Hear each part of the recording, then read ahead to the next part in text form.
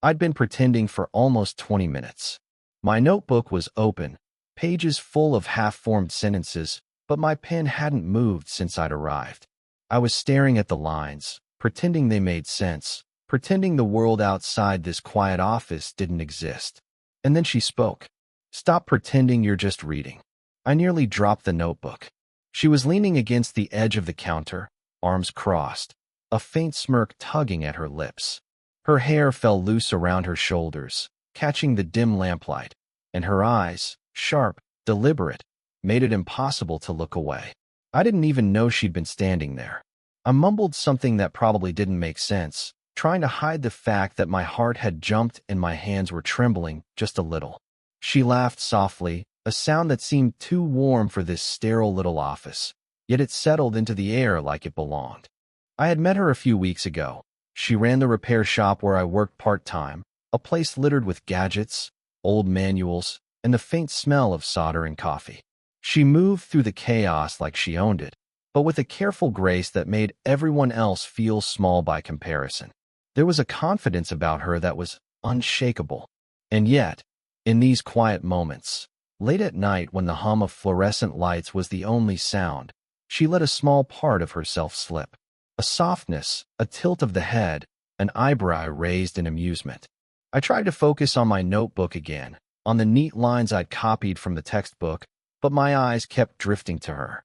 She was balancing a mug in one hand, leaning casually against the counter, and her other hand tapped an absent-minded rhythm against the edge. I caught her glance just as quickly as I looked away, and there it was, a flicker, a pause, a silent acknowledgement that maybe she noticed how fast my pulse had spiked. The air between us didn't scream romance, nothing like that, but it carried a subtle charge, like static in the winter, easy to ignore yet impossible to forget once you feel it. She stepped closer, rearranging a pile of papers on the counter without a word, and I watched the way her fingers lingered on the edges, careful yet deliberate. I wondered, for an instant I didn't let myself admit, if she even realized the effect she had on me, or if she did, how quietly she enjoyed it. I tried to focus again on my pen, and it moved, slowly, almost reluctantly, tracing lines that now seemed meaningless. I could hear her sigh behind me as she poured the last of her coffee into the sink, the sound low, intimate, like a soft exhale meant for me alone. And then she spoke again, almost under her breath, as if she were testing the air between us.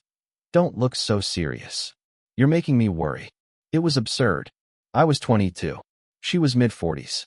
And yet, in that moment, her words lodged somewhere in my chest, impossible to shake.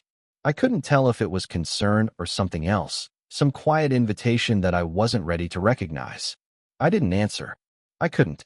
Instead, I just let the pen hover over the page, my hand trembling a little more now, and I stole another glance at her, only to catch her looking back, just long enough to feel the heat creep up my neck. I left that night thinking about the tilt of her head, the weight of her presence in the room, the way she made a quiet statement without speaking it. And somehow, in the dark, on the walk home, I kept hearing her whisper, "Stop pretending you're just reading." The next night, I found myself back in the shop, half expecting it to feel normal, half expecting it to feel electric. She was there, crouched over a stubborn circuit board, her sleeves rolled up, wrists bared. There was a faint smudge of grease along the side of her hand, and I swear I could see every tiny line of tension in her fingers as she worked. "Can you hold this steady?" she asked, without looking up. Her voice was calm, clipped, but there was something softer, lurking beneath it, like she wasn't used to asking for help. I reached out, careful not to brush her skin. My fingers touched the edge of the board, and she stiffened just a little, just enough for me to notice. I tried not to let my pulse spike. Her concentration returned immediately, but that small pause, the faint hitch in her breath, was like a spark I couldn't ignore. We worked side by side in silence. I watched her carefully, memorizing the subtle ways she moved, how her hair would fall into her eyes, how she'd push it back without thinking, the tired curve of her shoulders, the way her lips parted slightly when she was thinking. It was intimate, though she didn't invite intimacy. Not exactly. Not yet. At one point, she muttered something under her breath, more to herself than me. I didn't catch the words, but the tone, soft, slightly frustrated, made me ache to reach out, to say something comforting. I resisted. I couldn't. I was too aware of the gulf between us, the age difference, the walls she carried so gracefully. "Careful with that solder," she said abruptly, glancing at my hand.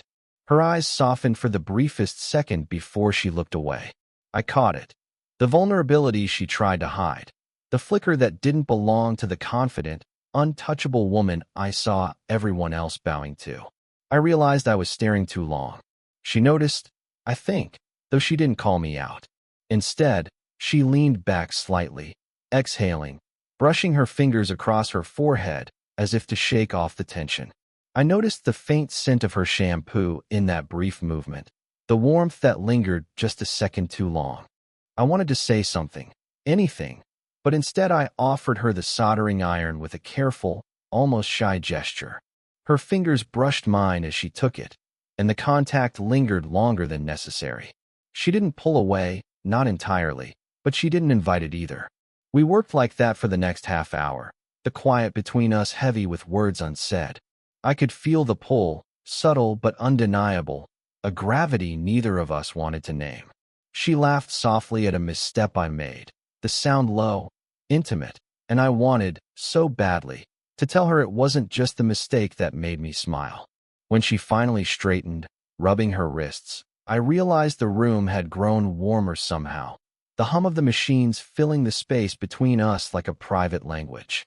She gave me a look, brief, fleeting, impossible to define, and I felt something shift, like the first thread of connection had been tugged, just slightly, but enough to make me dizzy.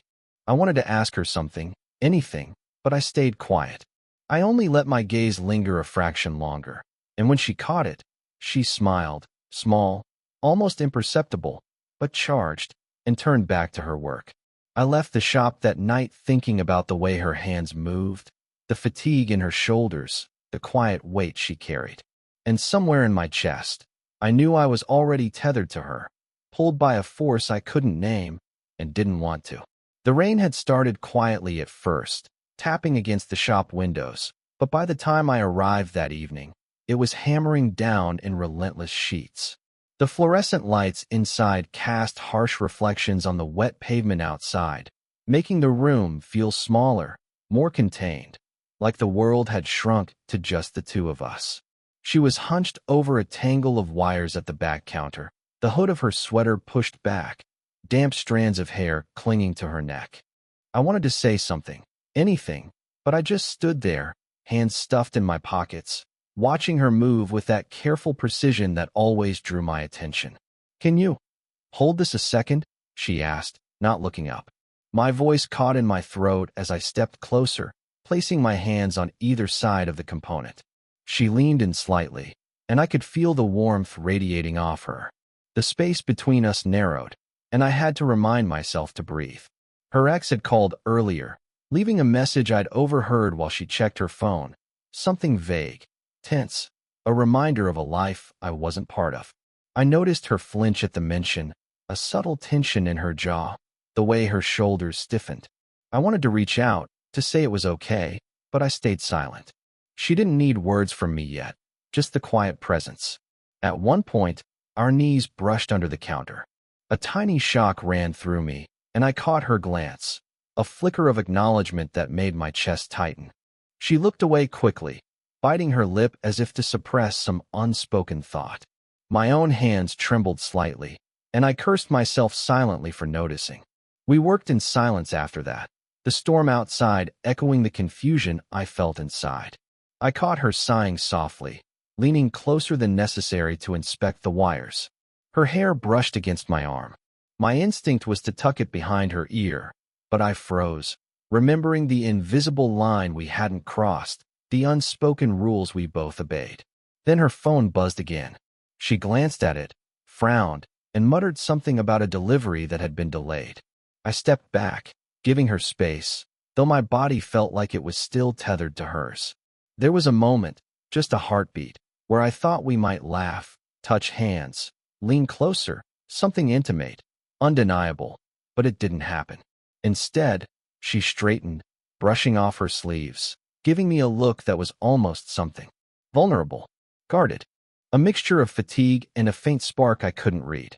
I wanted to ask her about it, about the way her eyes had lingered on mine, but I held myself back. As I packed up my things to leave, the rain streaking the window behind her, I felt the weight of the moment pressing down, heavy and unspoken. She moved past me, close enough that I could feel her warmth, her scent faint but unmistakable. My hand brushed the small of her back accidentally, or maybe not, and she didn't flinch, didn't pull away. But she didn't reach for mine either.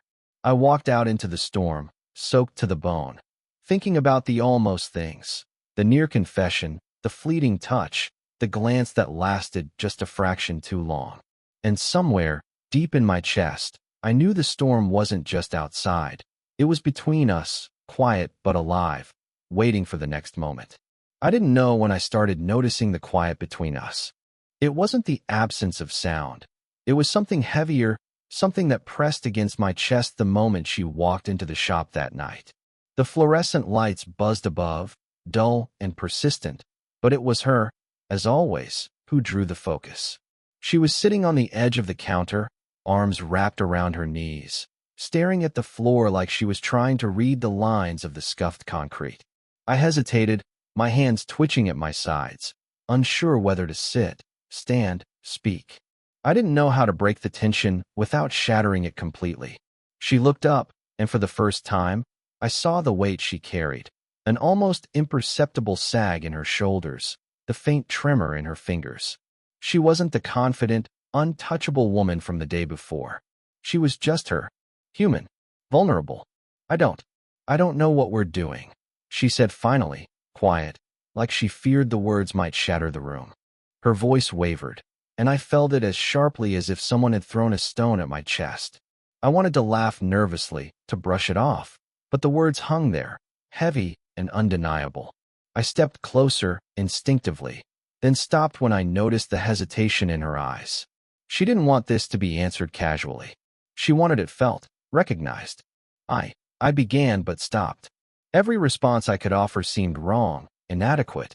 I just stood there, feeling the hum of the lights, the faint smell of solder and coffee, and the weight of her gaze. It was too much and not enough all at once. She shifted slightly, brushing her hair behind her ear without looking at me. I keep thinking, maybe I'm imagining things. Or maybe it's too late to undo them. Her words trembled, uncertain, as if she were testing herself, testing me. I could see the small signs that always betrayed her. The lips she bit softly, the fingers tapping an absent rhythm on her knees, the way her eyes darted just a little too quickly when they met mine. Every detail made my chest tighten, every pause stretched longer than it should. I don't know if I should feel guilty," she murmured, voice low, almost a whisper. And then, or if I should even feel something at all. The silence that followed was unbearable, not empty, but loud in its intensity. We were close enough that I could see the tiny tremor in her hands, the faint catch in her breath every time she blinked. And yet, neither of us moved. We just stayed there, suspended in something fragile and impossible to name. Finally, she looked directly at me, and her eyes were wet, though she didn't cry. She swallowed hard, and for a moment, I felt like I could see every thought, every fear, every memory she had ever tried to hold inside. What if I ruin everything?" she whispered. I wanted to reach out, to tell her it was okay, to steady her somehow. But I didn't. I just let the words hang, letting the silence answer for me. Because sometimes silence says more than touch ever could, and tonight, that silence was devastating. And then she turned away, small shudder in her shoulders, and I realized that whatever this was between us, it had changed. Permanently. And for the first time, I wondered if either of us could ever go back to pretending it wasn't there. I was sorting through a stack of old manuals when I found it. A small, folded photograph tucked between the pages of a dusty notebook. I didn't think much of it until she came around the corner, watching me with that familiar, quiet intensity. "That belonged to someone," she said softly, almost too softly, as if afraid the words might shatter the air between us. She didn't move closer, didn't ask me to hand it over. She just stood there, shoulders slightly hunched, eyes tracing the edges of the photo, as if reliving something she had buried a long time ago. I glanced at it, and it was a picture of a man, mid-30s, laughing with a reckless ease that made me ache in an unfamiliar, clenching way. Something in the way she looked at it, a mixture of tenderness and sharp-edged regret, made my chest tighten. He was a long time ago, she murmured, voice almost breaking. I thought I was over it. She laughed, but it was hollow, a sound that didn't reach her eyes. I noticed the slight quiver in her hands, the way she gripped the edge of the counter as if it were a lifeline. I didn't say anything at first. I just let her breathe, let her own words settle between us. Then, without thinking, I said, "You don't have to be over it." My voice was softer than I intended, and she looked at me. Really looked, like I had slipped through some invisible barrier she'd built around herself. She swallowed, blinked rapidly, and for the first time in weeks, her facade cracked. "I didn't want anyone to see that side of me," she admitted. Her eyes flicked down at the photo again, tracing the smiling man, and I saw the tiny hitch in her breath, the subtle shiver in her shoulders. Vulnerability, it wasn't something she wore often, and yet here it was, raw and fragile, just for me. I wanted to tell her that loss didn't make her weak, that heartbreak didn't make her less. But the words caught in my throat. Instead, I reached over instinctively, just my fingers brushing the corner of the photograph, as if to anchor her to this moment. She flinched, just slightly, but didn't pull away completely. That small, hesitant acceptance was enough to make the room feel heavier, fuller, and impossibly quiet at the same time. She exhaled, a long, low sound, the tension in her chest easing just a fraction. I thought I could forget him," she whispered, "but I can't. Not really." Her eyes met mine then, and in them, I saw everything she didn't say. The regrets, the missed opportunities, the weight of memory that clung to her even now. I felt the pull in my chest, a quiet seismic shift that had nothing to do with romance and everything to do with trust, honesty, and being allowed inside someone else's hidden world. It shook me more than any mere touch, any fleeting glance, any charged silence ever could. I didn't know what to say. There wasn't a line I could deliver that would fix the ache, but the stillness between us felt like the first step toward understanding. She tucked the photo back into the notebook, hands lingering on it for just a second too long. "Thank you," she murmured, voice trembling, almost inaudible. And as she turned away, that single whispered word, so small, so fragile, echoed in my chest like a thunderclap I didn't see coming. The shop was empty that evening. Outside, the rain had slowed to a soft drizzle, and inside, the warm hum of the fluorescent lights seemed almost comforting. I was wiping down the counter when she appeared, leaning lightly against the edge, arms crossed, eyes tracing some invisible point on the floor. We didn't speak at first. Words felt unnecessary, almost dangerous, after everything that had built between us over these past weeks. Instead, we just existed in the same space, small movements, shared glances, the quiet rhythm of two people trying not to overstep, yet drawn together anyway. "You don't have to fix everything tonight," she said finally, voice low, almost hesitant. I glanced at her, noting the faint curve of her shoulders, the tired set of her jaw, the way her hands lingered on the counter as if she were grounding herself. "I don't want to," I replied, simple, honest. My voice sounded louder in the stillness than I'd intended. Her gaze lifted, meeting mine for a fraction longer than necessary, and I felt it, the gravity of our shared silence. She moved closer, a slow, deliberate step that closed the gap between us just enough to feel the warmth radiating off her. I noticed her hand brush lightly against mine as she reached for a notebook, and neither of us pulled away. That fleeting touch, barely there, carried more meaning than any declaration could. We didn't talk about what had been building, didn't name it. We didn't need to. Everything was already said in the way our eyes held, the way her fingers lingered on mine, the way the quiet stretched and curved around us like a protective bubble. "You're here a lot," she said softly, almost a statement, almost a question. I smiled, a small, tentative thing. I'm not going anywhere, I admitted. There was no bravado in my words, no pretense, just honesty, the kind that makes you ache quietly and feel at peace at the same time. She laughed softly, almost a whisper, the sound light but loaded with everything unsaid. She sank onto the edge of a stool, and I joined her, careful to leave space, careful to close it in the next heartbeat. Side by side, we let the silence settle around us, comfortable now instead of tense, intimate without words. Her hand found mine again, this time deliberately, resting lightly, letting our fingers curl together naturally. It was simple, almost mundane, yet the weight of it pressed against my chest like gravity. Inescapable, inevitable, quietly earned. For a long moment, we just sat there, breathing in the same space, watching the droplets of rain trail down the window.